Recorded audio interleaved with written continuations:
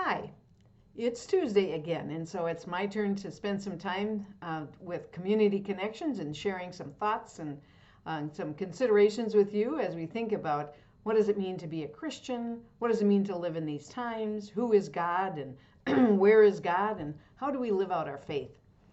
The last couple of weeks, I've shared with you some stories from the Old Testament, from the ancient Israelites who were out there in the wilderness and who God freed from slavery in Egypt. And one of my favorite all-time Old Testament stories is that of the call of Moses. And so I want to talk about that a little bit with you today.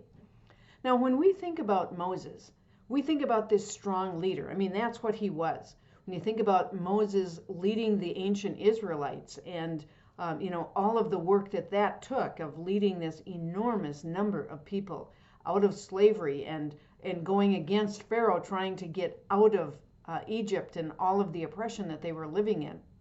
And when we think of Moses, I mean, that's somebody that we still today know very well. He's one of those strong, powerful men of faith that we continue to talk about, even in New Testament times. I mean, think of the transfiguration of Jesus when he went up in the mountain with the disciples. Remember, and he was transfigured. And then what they saw beside Jesus was Elijah and Moses. And so all the way down through history of God's people, Moses has been a significant figure. But if you look at Moses in the very beginning, he seems to be a very different person. And I've wondered at times, if it was up to me, looking for somebody to lead the Israelites out of slavery, to go to the Pharaoh and say, it's time for us to get out of here, let my people go. Is Moses the one that I would have chosen? And I think for the most part, no, I don't think I would.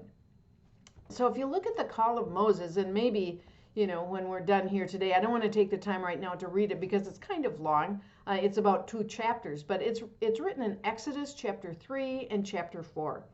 God is patient, but God is determined that Moses is going to be the person.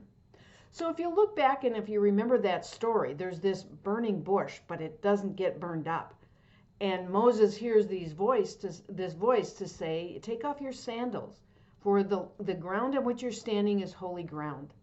And then God calls Moses and tells him, I've heard the sufferings of my people.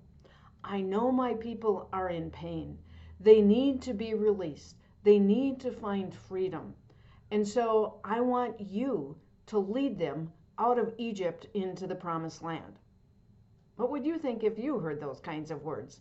I mean, my first thought would be, yeah, I don't think I'm the one that you want to do that. Moses was thinking that very same thing, and his first response to God was, but who am I? I mean, I'm nobody. I'm not special. Who am I that I would be the one to go and lead these people? And God first says to Moses, I'll be with you. I'll equip you. And Moses still wasn't quite convinced that that would be enough. Isn't that interesting? Maybe a lot like us. Even though God is with us, will that be enough? And I mean, we're talking about the God who created heaven and earth, but even if God promised to be with Moses, he still was going to say, is there a way out of this? I'm not sure I'm the right person. And so then Moses says to God, well, why will they believe me? What if they don't believe me? I mean, how do I convince them that I'm here to lead them out of slavery? And so then God says, so what is that in your hand? And Moses says, well, it's a rod, a staff kind of thing. And so God said, throw it down. And Moses did, and it turned into a serpent. And then God said, okay, now grab the tail and pick it up again. And it turns back into that rod that he had. So God is saying, show this to the Israelites, and then they'll know it's from me. Or here, try this. Put your hand on your chest and then take it out. And when he looked at it, that hand was absolutely white and full of leprosy. And God said, now put your hand back in. And when he took it out, now it was healed. Use those things and let that be what the people see. And let that, if they say, why should we believe you? Let that be what convinces them to say, I really am speaking God's word. God is asking me to lead you out of Israel, or out of Egypt, rather. But Moses still wasn't convinced, and so he tried again. And he said, but you know what? I'm not a good speaker. I mean, I'd have to do a whole lot of speaking to these people. There's a lot of them. I'd have to speak to Pharaoh. I can't speak. I'm not good at that. And so God says again, I'll be with you. I'll be with you to lead you. And Moses still dug in his heels and wasn't so sure and was trying to say, not me. Please pick somebody else. And finally said, okay, your brother Aaron is going to go with you. Now go. I mean, the point that you see in this whole story is that God chose Moses, right? No matter what Moses said, God was there to fill the need that Moses felt was lacking. No matter what Moses said, God was saying, it's you. I'm calling you. And up until this time, Moses was really a regular person, a nobody. People didn't know him. He wasn't the strong leader that you and I think of. He was just a person who worked with his father in the field. But that was who God chose. And then God went with Moses. And we know the end of that story. I mean, look at who Moses was in the Exodus. Look at the leadership that Moses showed and that Moses shared in leading this huge number of people out of Egypt and then across the Red Sea and wandering in the wilderness for 40 years, for a long, long time. And Moses was the one who would speak God's word. And remember, Moses was the one who could go in and hear God and see God face to face and come back and tell the Israelites what it was that God had said. Moses was the one that the people were complaining to when they said there's not enough food and we don't have water and all of those things. And Moses was the one that delivered that message to God, and God said, okay, so here. Moses had this connection with God that nobody else really had. But in the very beginning, Moses didn't know that that was his role. Moses was saying, not me, maybe somebody else. I think we all kind of fit in that. I know I can identify with that call to say, I'm not sure, God, that I'm the right one. I don't know that it's me that you really want. I don't think I can do this. They're not going to follow me. They're not going to believe me. I'm not able to do the things that need to be done. But the fact of the matter is, God calls all of us.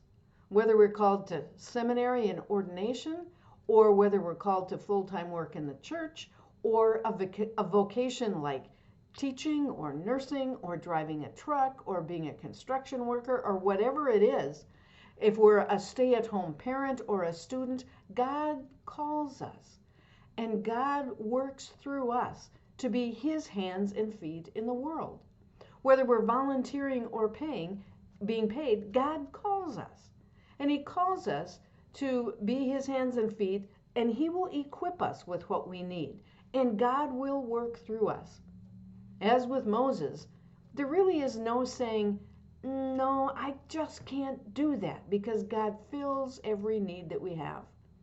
We're called in baptism.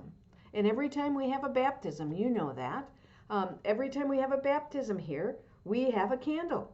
And we light that candle and give it to the one being baptized, no matter how young or old they are. And we say, let your light so shine before others, that they might see your good works and give glory to your Father in heaven. In other words, you're being called right now, just as you are, who you are, with your gifts and talents, and even with your lack of gifts and talents, if that's the way that we see it, because God will work through us. If you look through the Old Testament and through the New Testament, all the way through, God is equipping people to do his work. I mean, Moses, but look at the disciples in the New Testament. They weren't any strong people before they started following Jesus. They weren't well known. They weren't natural leaders. They were tax collectors and fishermen and other regular people. But God called them, and God uses them. And so I challenge you to think a little bit about, where are you being called? Whether it's full-time in a career, or today, or maybe a longer period of time. And one of the things to look at is to say, what needs do I see around me? What are the needs that kind of grab me and call attention to me? Is it hunger in our community? Is it people being separated and isolated and on their own and needing a phone call or needing to hear that they're remembered or cared for? What needs do you see? It might be in your family. It might be in your extended family. It might be in the community, or it might be in the world. But where is God calling you?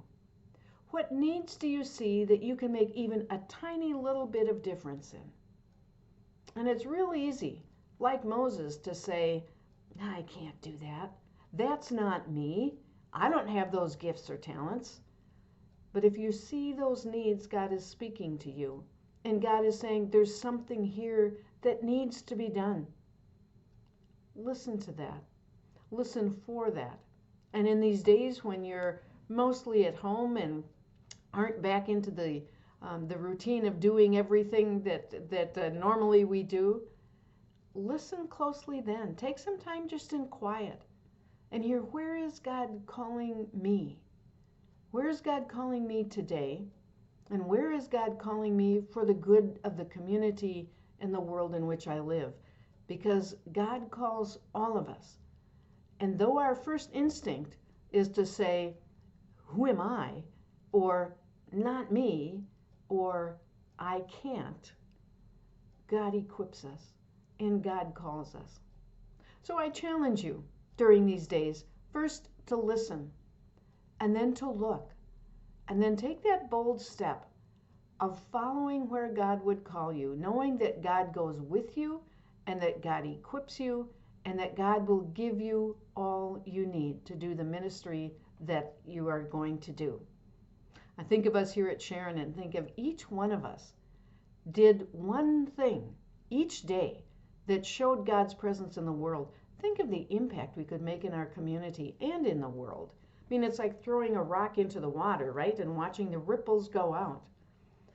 Alone, we think, hey, I can't do a whole lot. Well, we can't do a whole lot, but we can do something.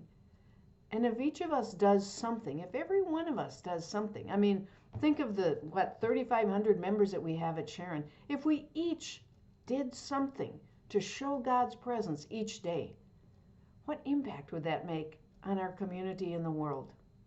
So look for your place. Listen to God's call.